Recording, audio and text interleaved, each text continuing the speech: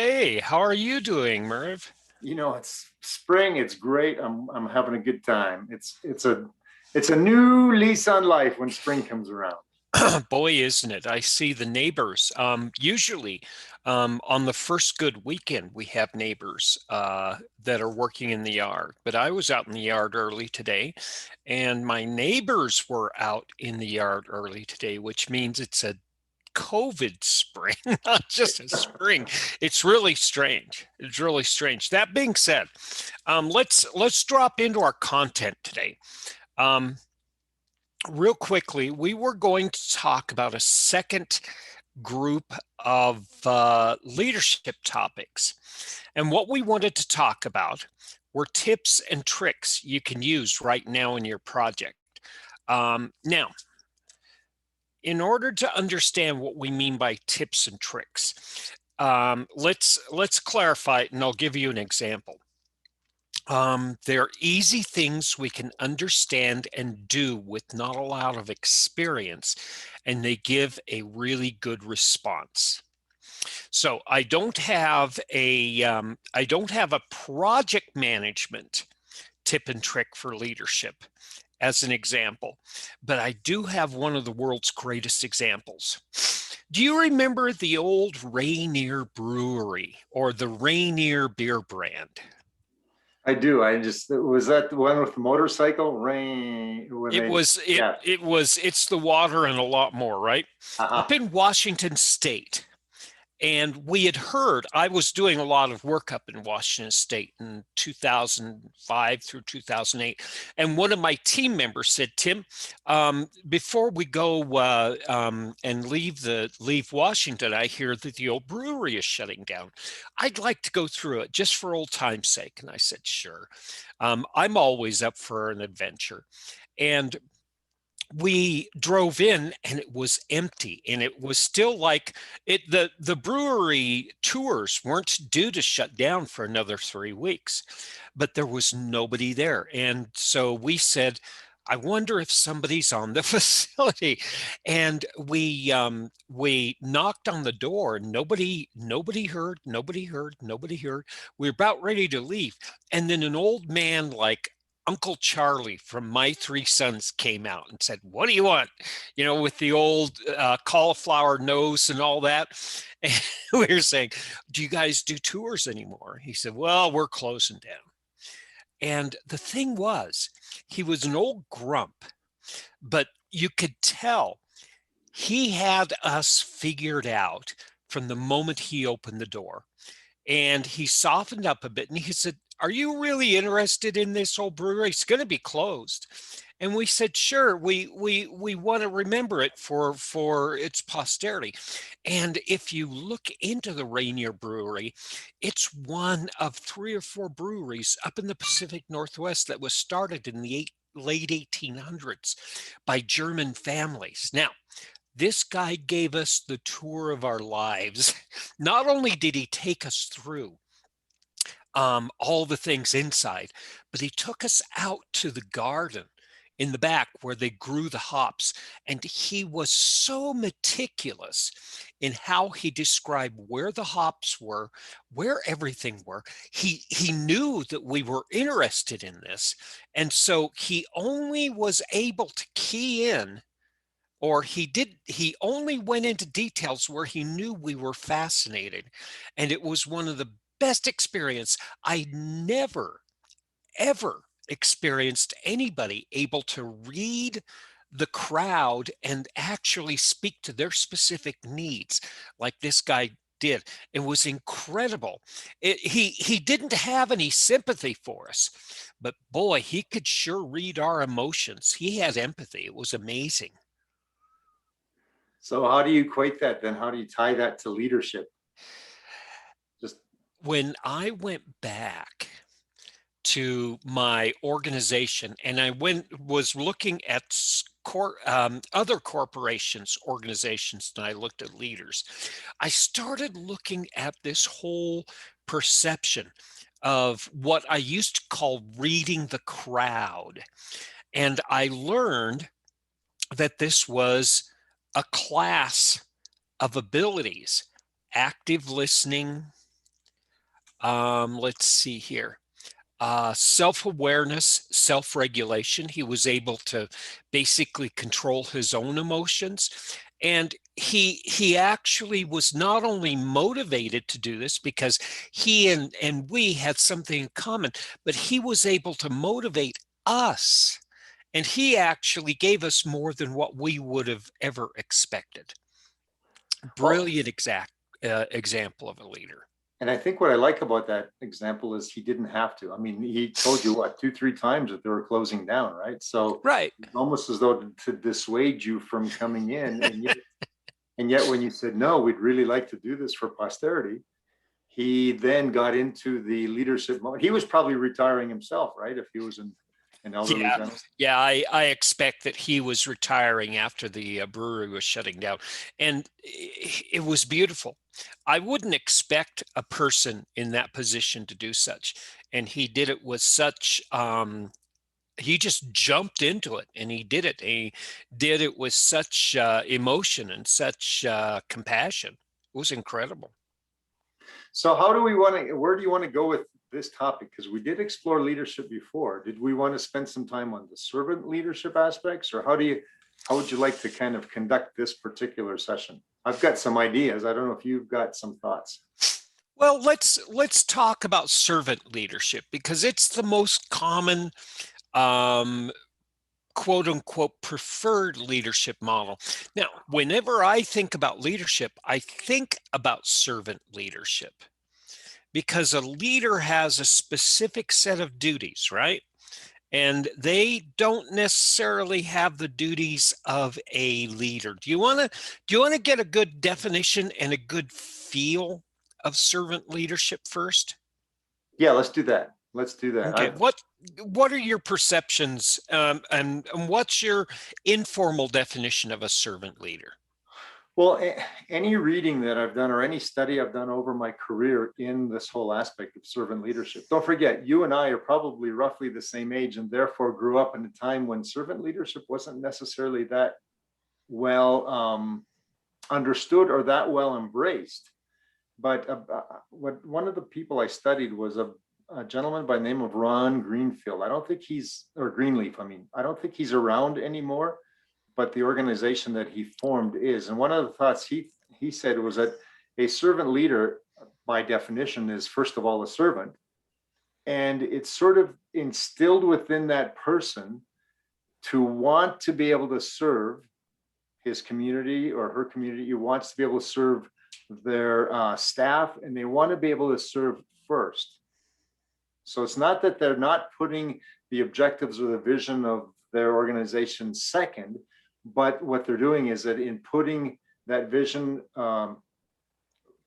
paramount, they're also ensuring that their leadership style serves that organization vision and mission. And I think that's probably one of the best definitions I can come up with, is that a person wants to be a servant first. That's a good way of putting it. Putting um, the needs of the objective over the needs of the leader themselves personal. The way I describe it to my class is, I don't want my decision. I want the best decision. So let's go ahead and work on this. And again, informally, it's the ability as a manager and a leader to create an environment so the best work can come out. It's removing the obstacles and impediments and blockers, basically. Yeah, and I think I came across that, what you just mentioned. I think I came across that first in a volunteer organization called Toastmasters International. And I remember very specifically one of the high mucky mucks in Toastmasters drawing a triangle, which is typically our definition of an organization, sort of a pyramid structure. And then he flipped that triangle. I think I talked about this in our previous podcast, but then he flipped the triangle so that the point was down.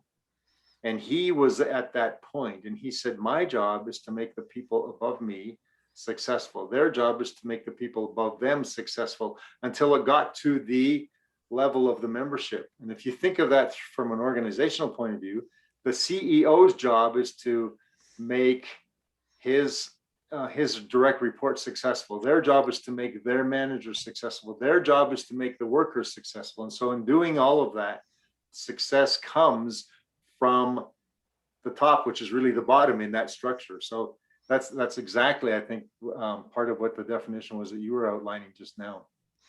Exactly. Exactly. So with that in mind, and we have a common agreement, informally at least, of what a good servant leader does and is. Let's explore this. I've actually gone through the years, and I found some really easily applicable tools to actually use and utilize. And I thought that would be really great for this discussion today.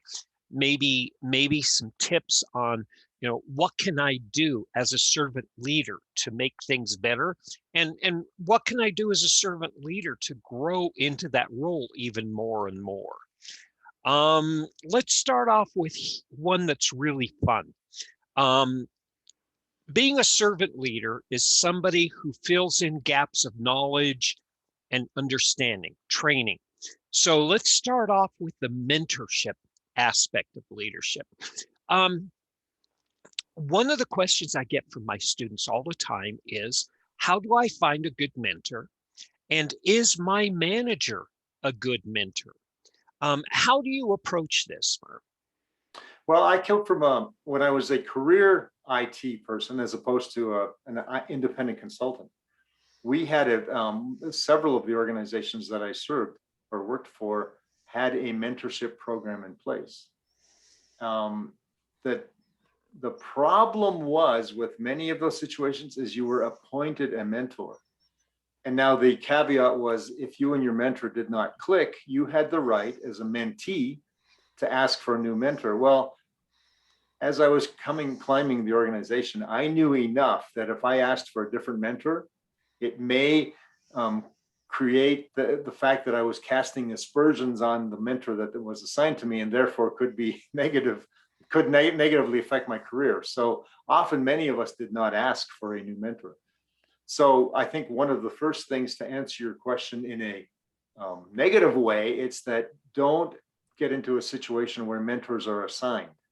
Now, to find a good mentor, what I like to do is I like to look for people who are successful, first of all, but not just successful in any way, successful in an ethical integrity mindset, such that I could follow that person and learn from that person.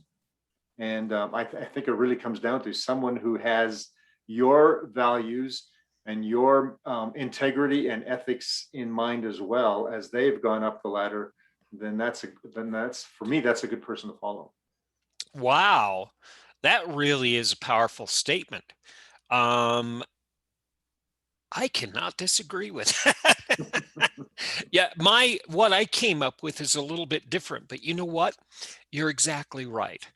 Mentorship is a relationship, and you're actually working with somebody, and you have to build a sense of trust because you're actually asking them for guidance in not just your career, but changing your perceptions and behavior. So the ethics have to rely really strongly in that. That's powerful. So one of the things that you had mentioned earlier was that your students were asking if your manager could be a good mentor. And I think, again, it's along with, does your manager hold the same values as you do? I think they could be a good mentor, particularly if you're if they are in your line of work. But I've been in situations, for example, where my manager would come in the morning, grunt a greeting on his way to his office, close the door, and you wouldn't see him for several hours. And to me, that was not helpful either from a management perspective or from a mentorship perspective. So Yeah, exactly. And this is the path I took to explore this the last few weeks. I I went across some old notes, and this is actually a good checklist that anybody can use in evaluating their management structure and their organization, and it can extend way beyond mentorship. This can actually be a really good organizational maturity checklist too, not just from one manager. Um, do they have a good handle on their emotions? Are they able to keep their emotions in check? Emotional intelligence and self-awareness. Um, is there do they mentor? Do they have mentees on a regular basis? Is this something part of just the way they do their work? Um, and again, it's all right if they don't, but it really gives you a good perspective on what they perceive mentorship is. And that might actually remove some of that good fit, not so good fit that you were talking about. A balance between authoritarianism and leadership. I've really respected people who are able to say no, and people who give a solid reason for a no. But people who are just no, concern me. It's almost like non-thinking, and as a leader, you can't non-think. Good communication skills. I had one manager who would constantly tell me, Tim, I just don't understand you. And I was going through all sorts of hoops trying to reframe and rephrase some of my concepts. And I had to assume it was my communication error. But you and I talking about communication, it's the sender's responsibility to kick off that acknowledgement and that confirmation. Balance between politics and work. Again, politics are part of the way we control and we manage authority inside of a company. You can't get away from them. But if politics gets in the way of work, and Kathy actually highlighted this too, Kathy Caprino, that's when things get sort of lopsided. Two more. One more. Are they miserable in their own careers? Are they dissatisfied? Again, I've had great leaders who are grumpy, and that's just their character. And I learned that over time. But I've also learned over time there are people that are just misplaced, either through their lack of planning or somebody else is positioning them in a role. And again, putting all these things together, it's not as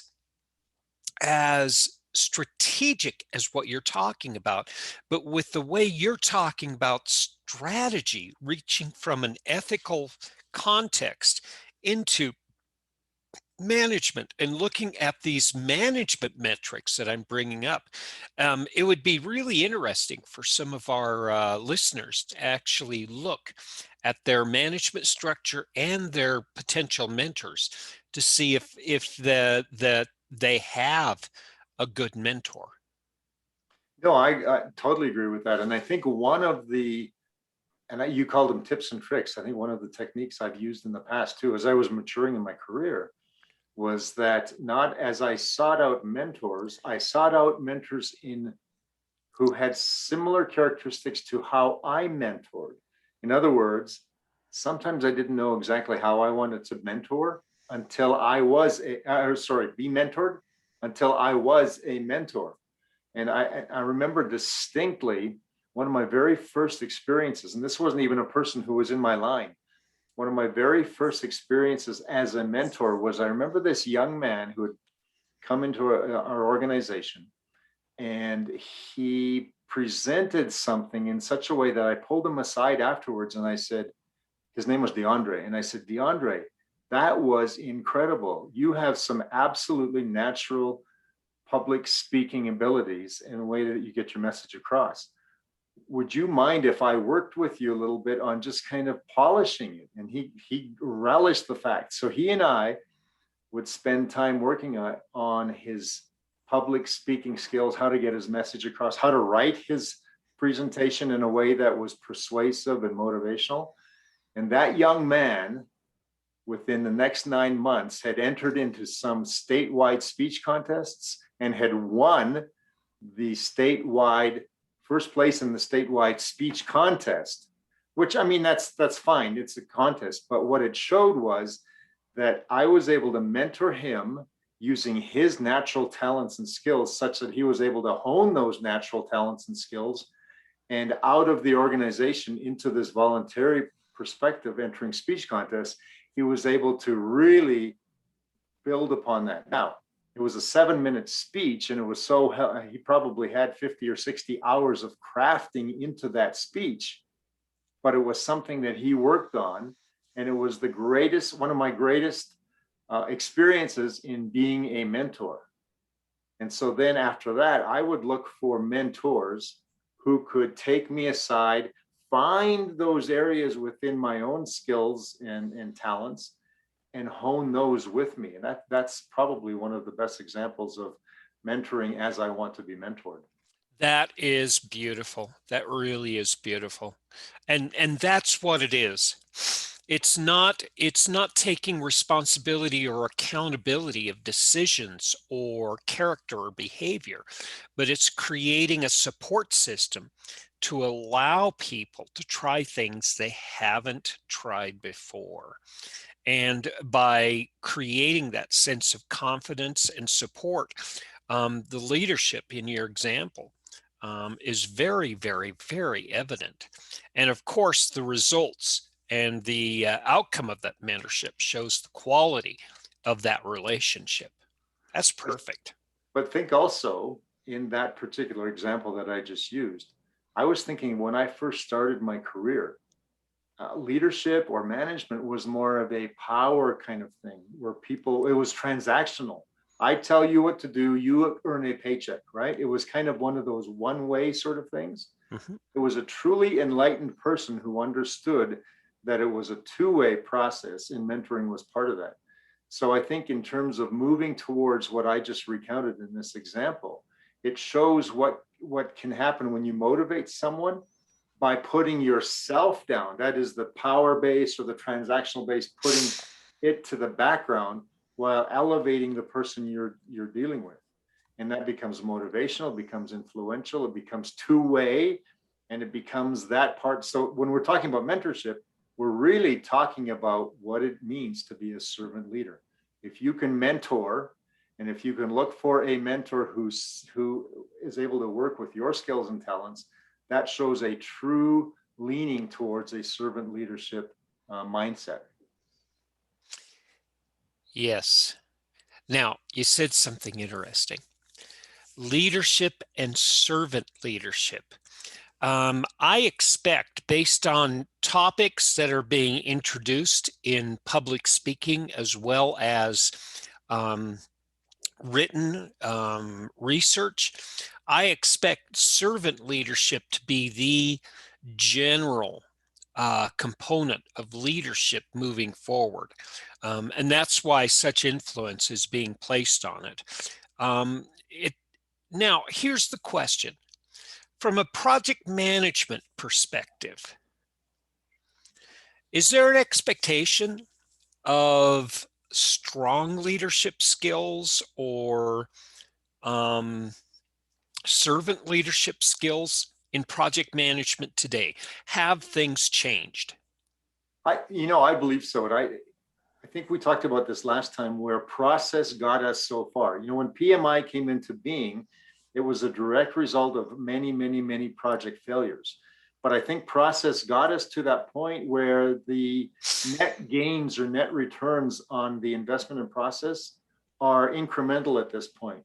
Whereas taking a servant leadership approach to dealing with staff, I think I read one quote somewhere where if you align yourself in such a way that you are an equal with your staff, yes, you're still the leader, but where no one is better than anyone else in terms of their ability to produce on the project, and whereby influencing and setting the environment well for people to innovate and do their jobs, then look out, you'll blow the roof off of the way that people can perform and get their tasks done.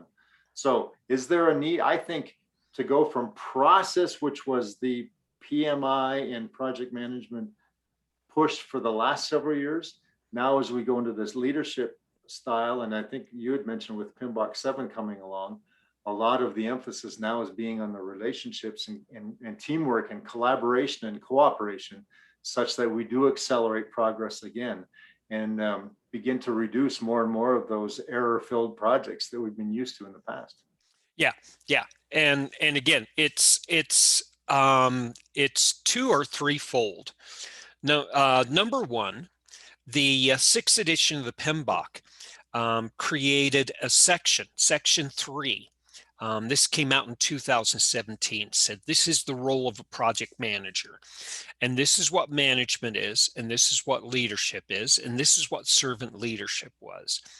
And then, lo and behold, at the end of 2019, beginning of 2020, we start looking at servant leadership as a primary component in the exam content outline.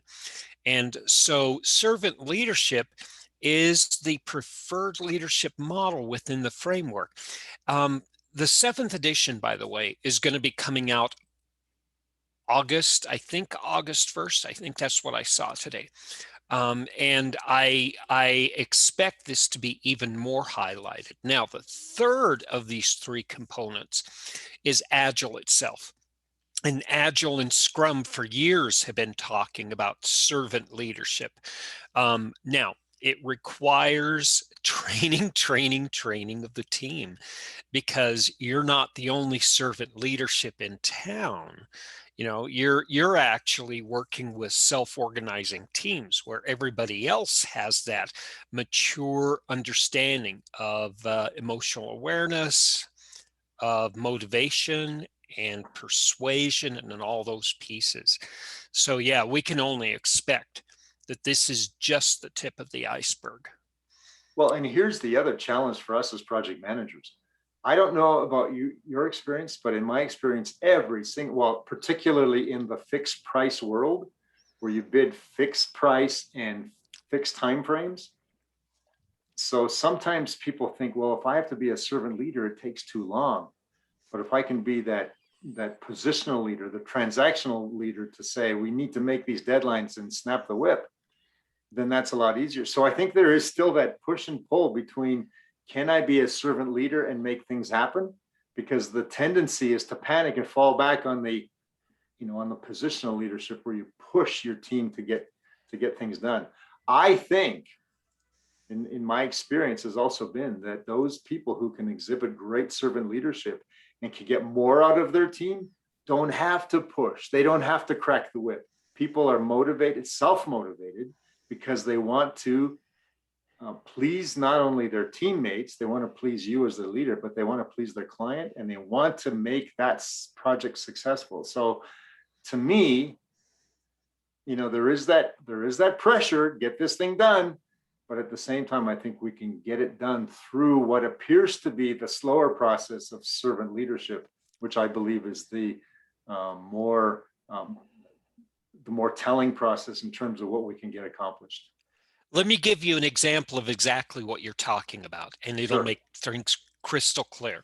So if I'm a manager, I'm going to say, pick up that box over at the corner, move it over there, and set it down there against the wall, right? And that's what a manager does. And I'm going to have my clipboard, and I'm going to track how many seconds it takes. That's what a manager does, okay? And I'm thinking to myself, okay, can we do it next time shorter and with more quality, right?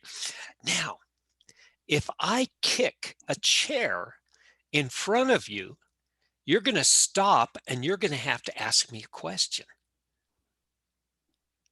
Yeah. As a leader, I'm saying, okay, what's the best way for us to move those boxes from that corner to that corner?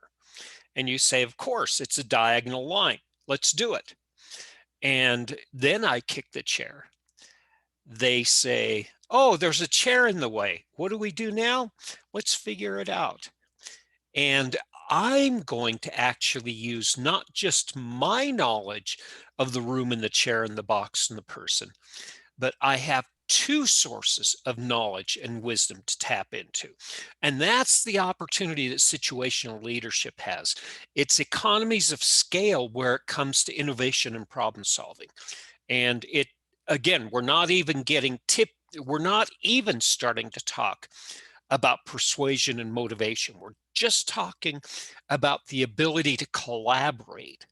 So I think it's a misperception to think that servant leadership takes more time.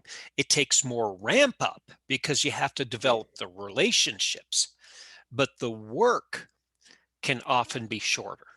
No, that's exactly right. And I think what happens is they're afraid of the ramp up because it is extra effort. And as a result, they want to relax back to how perhaps they grew up. Certainly the way I grew up, and that was, you move the box from there, period. I mean, don't ask questions, just do it, right? But by the way, if you kick that chair in front of me, I would load it up with 2 or 3 boxes and move all 3 at the same time on the chair. Hopefully it's got wheels. Beautiful, beautiful. See, that's what you release when you actually start looking at delegation. And again, it's the delegation that concerns the project manager. How can I be accountable if I'm not responsible for the work? Correct. But the thing is, it's all through the mechanics of the relationship. It's all through there. So you mentioned motivation earlier and persuasion, but if we're talking, and I agree with you. I think motivation is part of servant leadership. But how would you implement, or how would you employ, or what? How does motivation work in relation to what we're talking about with servant leadership? So when I look at motivation just from a raw standpoint, how do I motivate myself? I fall back on theory in business school, and business school says that motivation is driven primarily through fulfillment of personal needs, Yeah. which means I need to understand what drives my team. Do they need food? Do they need a roof over their head? Do they need to feel safe? I've had this a lot where we have reorgs and reorgs and reorgs within our organization every 6 months, and it was driving my teams crazy. But I said, on one of my projects, it clicked, and I said, you know what, guys? Let's create a network of safety here. Let's say that this project is not just going to keep us inside this organization. Let's use this project as actually creating one of those cornerstones of the rest of our career, so that we can actually build this as representative of not just we're part of a good organization, but we're able to work as a team to do something really cool. And all of a sudden, the objective was not necessarily to win an award for the organization and more revenue. Again, you can think of it as selfish, but this team members were saying, you know, that makes a lot of sense. This actually contributes to not just the organization's bottom line, but my bottom line. And these team members were seeing things in a more strategic, personally position, and it actually helped them. And we're not even talking about the social community aspect of team building that you can build into your project, or the esteem, recognition. You are seen as somebody, in the planet, in a very highly competitive company, as a major contributor. And all of these things together, I think we can tap into and actually help people, not just not just do good work, but actually take satisfaction and fulfillment out of that work. So in the example you used, I did notice that you weren't doing the rah in attempting to motivate, because I believe, like the literature says, You cannot motivate another person to do something, but you can create the incentive and the good feel. You can create the environment. You can create the know-how and the willingness to motivate from within, so that you yourself get things done. And Yes. I find, from my perspective, the number one motivator for me, even when I'm procrastinating, is just get started. Mhm. Just take that first step. And once you get started, it's like the momentum builds, the interest builds, and you don't stop until you're done. Yep. Jim Collins in From Good to Great calls this the flywheel. You don't have to keep the motor running. You don't have to keep the engine running, but there's a little tiny thing that has momentum going on all the time. And you keep that running and it keeps the motor running. Now, the other thing is you don't have to do the work. You have to connect the dots. Yeah. That's the key. Understanding what drives individuals, understanding the work, and finding out how they're connected. And that's the key. And it's also creating that environment where it's easy to do the work. Motivation contributes a lot to that aspect of servant leadership. Well, and I think we talked about this on the last podcast, or maybe one before. We also, the whole idea of knowing the why. So in connecting the dots, you're developing the why. So if I'm following your lead, I have an understanding of your vision. I am now aligned with your purpose, with your vision, with your values, even, such that if you get out of my way, I'll make things happen. Because after all, I'm the one working at the in the trenches. So I know what's going on probably more than you do from a detail perspective. You as my leader have the vision. I as the follower have the know-how and the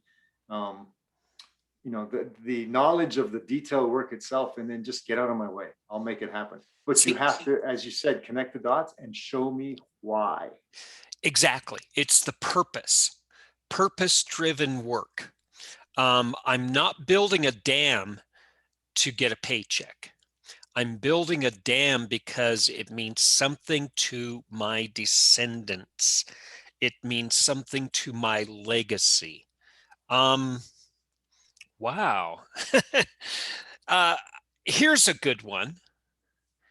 One of the other attributes of servant leadership is persuasion. How do you actually frame persuasion, and how do you use persuasion? Well, to me, persuasion comes down to getting buy-in. So if you're going to get buy-in so that we work collaboratively as a team towards that single objective, then part of getting that buy-in is the whole persuasive technique. So first of all, I would try to build consensus. Now, the way you build consensus is, first of all, you show the vision, you show the objectives, back to that why that we talked about before. But I think that you also have to show your credibility, because if you've somehow attained that leadership position, but you yourself are not credible in the work that is to be done, you can't persuade. But once you build that credibility, some of that is with your words. So in terms of explanation, you vividly describe something, you vividly lay out the plan. So that's the intellectual part, but you also connect emotionally, because we act from emotion, not from intellect. We perform based on intellectual knowledge, but we are motivated, we're persuaded, we're pushed to make something happen based on an emotional connection. So if all of that makes sense, it's just kind of this whole idea of building consensus, establishing my own credibility, paint the picture with words, but also paint the picture with that emotional connection. From that should come a persuasion for the person to be able to get up and follow. And by the way, that means then, as a servant leader, was it Lao Tzu who said to lead the people, walk behind them? as a servant leader, just get out of the way and let them go and be there for when they have questions or need a little more encouragement or need to see the vision again. Very good. Yeah, and again, let's actually step back. I really want to emphasize the problem we have. In order for people to feel confident, and we all want to feel confident, we make a decision and we're going to stand behind it. That's our decision. It's a part of who we are. And oftentimes when you're trying to persuade, you're trying to step in and say, that's not who you are, first of all. Second of all, what if your opinion is not the best option? And you have to have, number one, a better option. And number two, you have to have motivation in order to have people take that, that trusting jump and saying, perhaps there's a better way. This is huge. And when you're talking about consensus, you're asking everybody in the room to do this, which is even more monumental. How do you, I know we're jumping around all the place, but let's come back to consensus here. How do you get to consensus? Well, I think all of, we're talking motivation, persuasion is kind of all part of this. Consensus is part of this. Notice when I described persuasion and then when you responded, we never said manipulation. A lot of people think persuasion, there's a manipulative aspect to it. But if I go back to what you're talking about with consensus, the way to build consensus is not to manipulate, but it's to humble myself as a leader such that I'm in partnership with my team. And as I ask probing questions to get their responses, I also allow them to ask me probing questions. And also I, as their leader, have to be able to be prepared to change my mind should a better idea or better vision come forward. Without that sort of willingness to bend, willingness to say, you've got a better idea than I do, it's difficult to get consensus. You're back to that power, the transactional one where the boss is up here and the workers are down here. But to build consensus, to be able to have that trust, that back and forth, ask each other questions, probe as to what the best, and I think you said it before, what's best for the organization or for the project, not for you as the leader or for them as the team. All of that helps to come in and build that consensus so that you're trusted, you're collaborative, and you're working together. Cicero, back where Caesar Augustus, right? Right after Julius Caesar changed the Roman government from a republic to an empire. Cicero was one of the greatest influencers, and he was one of the greatest persuaders. And he has a really good take on this. First of all, the tools you use in persuasion are the same tools you use in manipulation. Okay? You have to remember that. Number two, he said there are three components of persuasion: logic, like you said, emotions, like you said, and ethics, wrong or right. Okay, and he aligned with Aristotle, and Aristotle said there's three levels of ethics. I do things right because, I've said this before, I do things right because I want people to see me doing this right. I have a sense of pride. Number two, I do things right because I know they're the right things. That's a form of justice. It's a form of self-regulation. And then thirdly, the highest level of ethics is I'm doing things right even when it hurts, which is I'm going to set aside my ego. I don't know what's the right thing.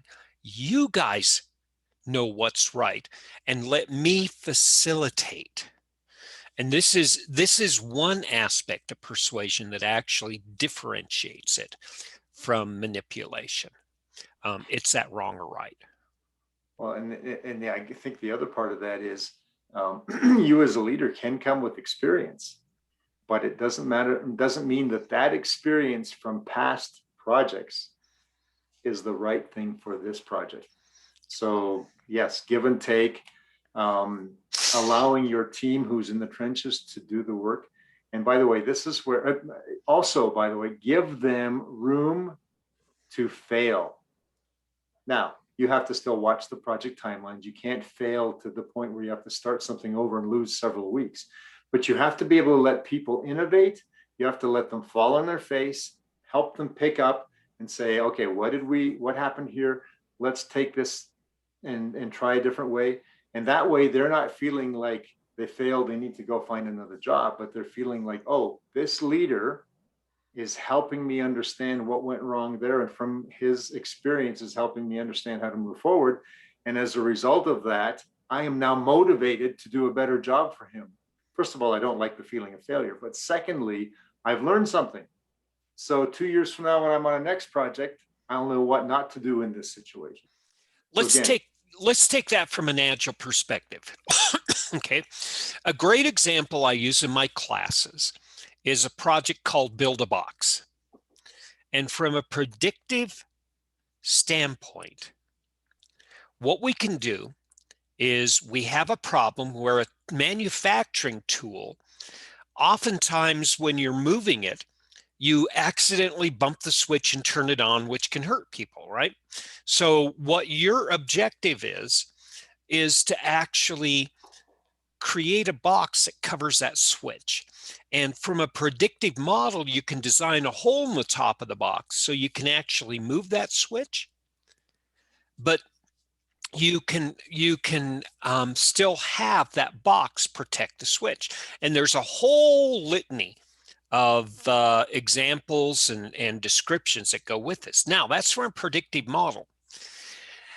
In Agile, the beautiful thing is you keep things at a high level and you don't talk about boxes. You don't talk about dimensions of boxes. You don't talk about the material that's needed to boxes. What you do is say, let's assume for right now, we're going to build a something to protect the switch so it doesn't get turned on.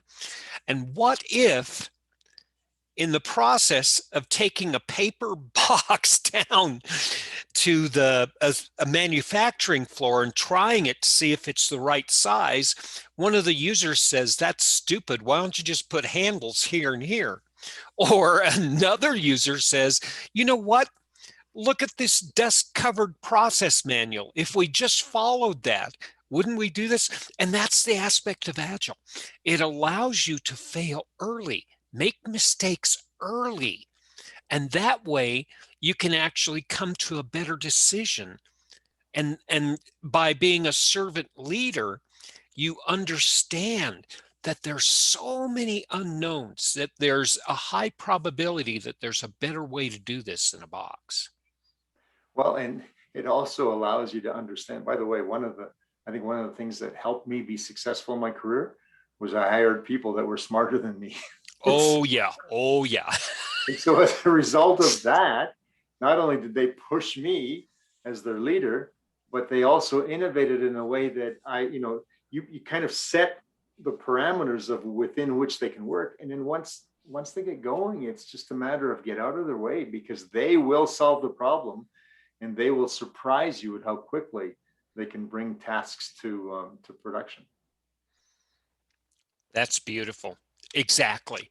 Exactly. And that reminds me back to Peter Drucker. If you're the smartest person in the room, you need to go to another room.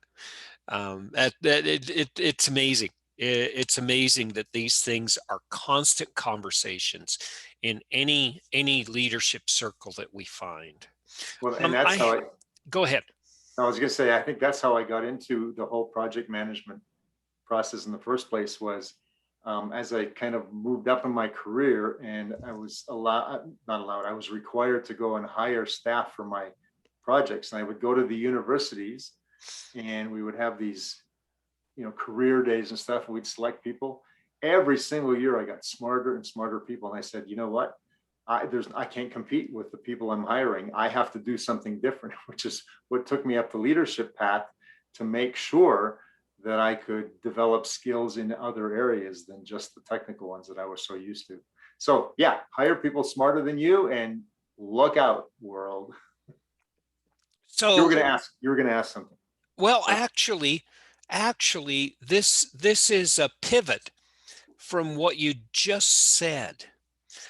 We've been talking about servant leadership, and we've skated around something called emotional intelligence and understanding others. And I think we bottomed out on that.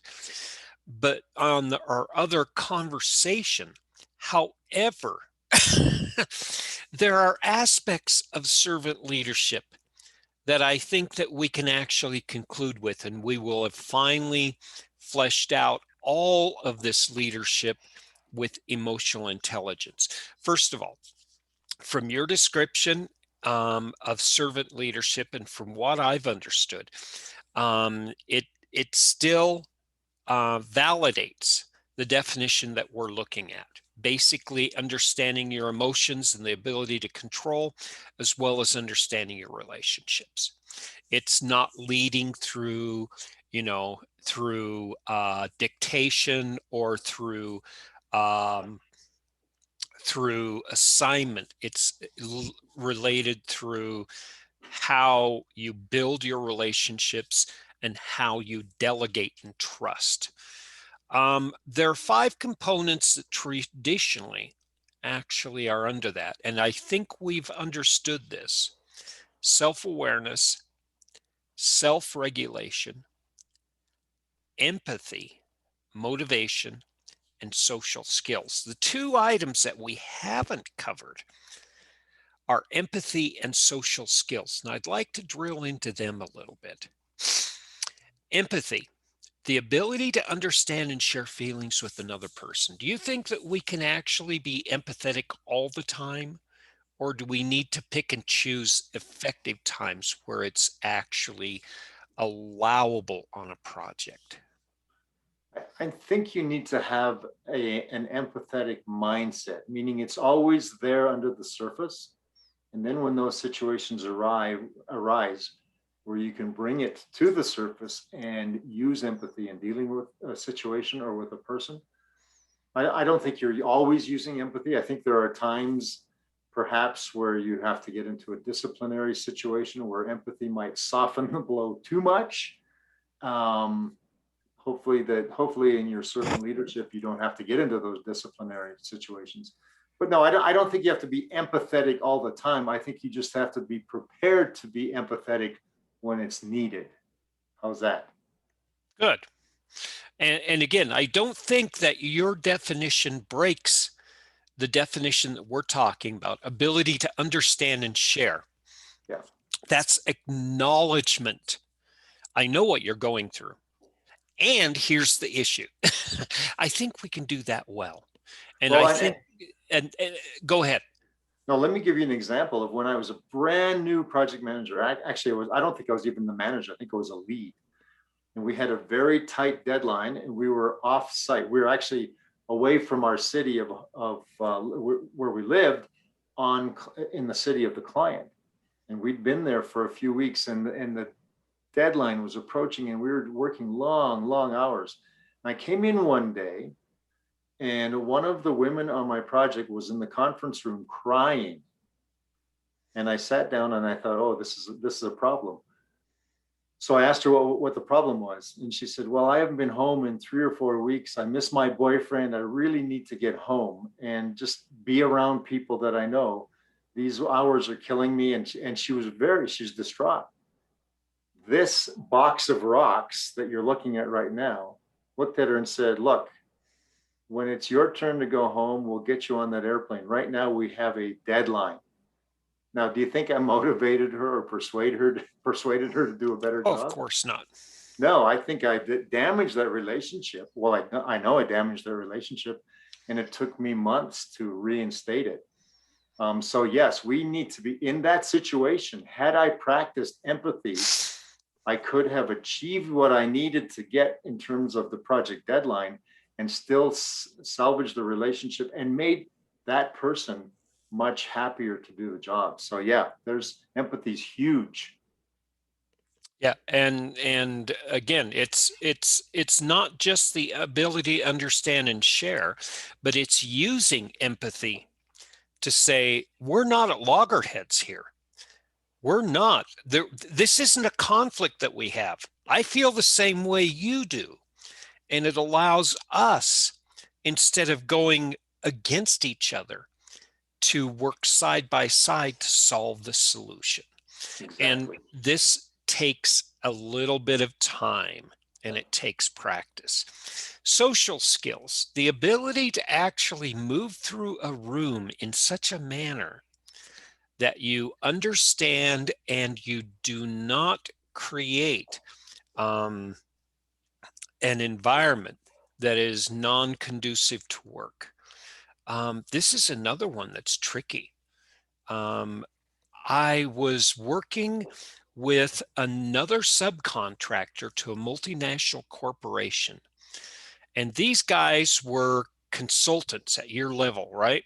And these guys were brilliant.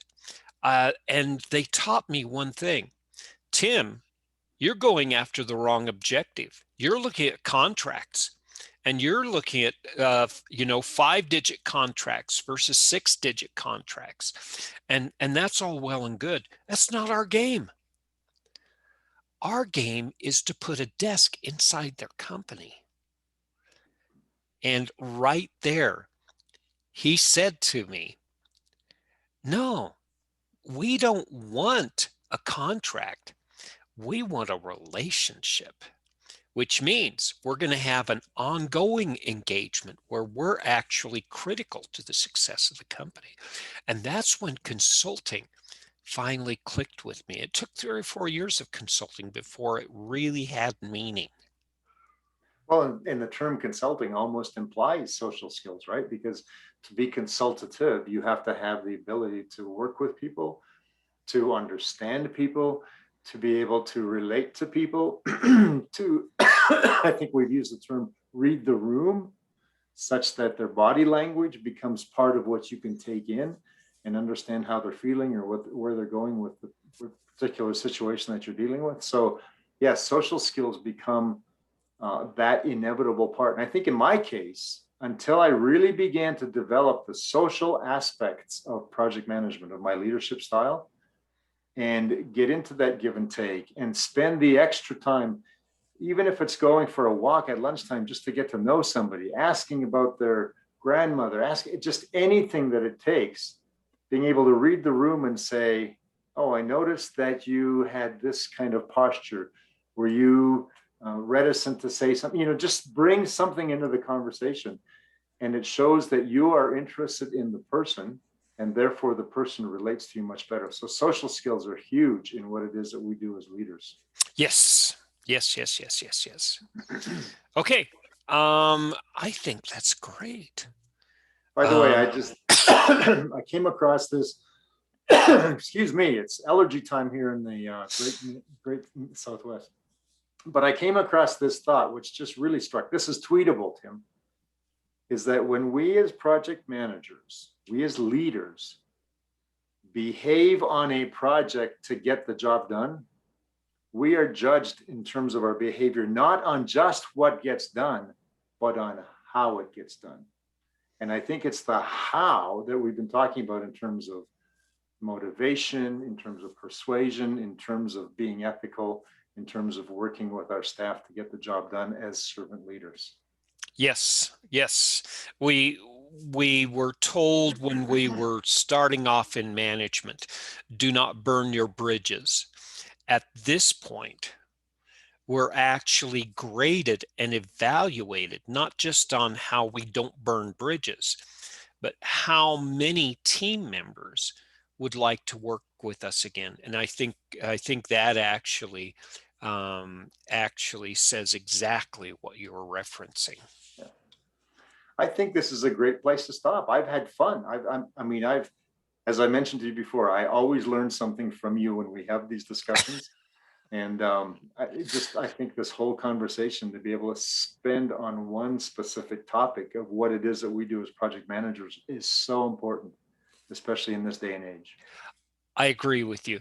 I agree with you. And there are so many topics that we could spend time on. We have a lot lined up, but if our audience there has an idea, please, when you go out to YouTube and look at our recordings, give us some comments there.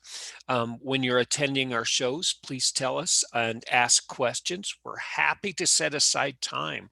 Yeah. I would much rather be talking about your curiosity and what you're interested in, not just what we're interested in. But until then, you can expect that we're going to have many, many, many, many months of topics that we're going to be exploring, discussing, and sharing with you. And connect with Tim Jerome on LinkedIn, connect with Merv Jersak on LinkedIn, and we'll be happy to respond to whatever comments you have as well. Perfect. So until next time, Tim, let's sign off here. It's been a great time. Yes, it has. Thanks again, and thanks everyone for listening. Thank you.